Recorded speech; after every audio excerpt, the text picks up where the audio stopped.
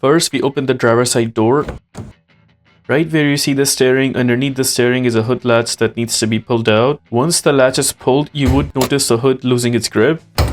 Right where the logo is, on top of the logo there is that lever that needs to be turned towards the right side completely, and then we need to lift up the hood. This is that lever that I was talking about that needs to be turned towards the right side, and then we lift up the hood.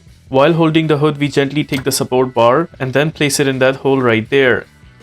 Once the hood is opened, right there is the engine, and this is the location for engine air filter. Facing from the front there are two brackets, one right here and the other one right there. We'll have to put both of those brackets down. Just like that. Once both the brackets are pulled down, now we'll grab the top cover from the air intake duct side, slightly lift it upwards and then slide it towards left side.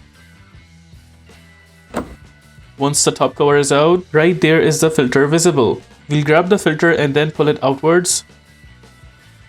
That is how we take out the filter. In my case, the filter is good, so I'll be installing it back. But in your case, if you have a new filter and you want to install it back, just make sure that this positioning like this stays at the top and the other portion like that stays at the bottom. Also make sure that this tab portion right there stays towards the downside. So we'll go ahead and punch this filter back, making sure that tab portion stays at the bottom.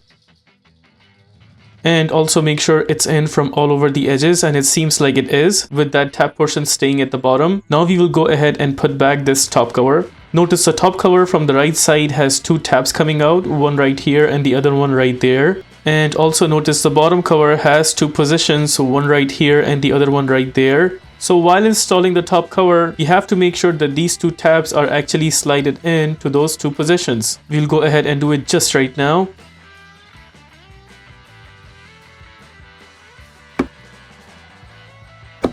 There it is, both of them are slided in completely. Here I am zooming in to show you one tab is completely in.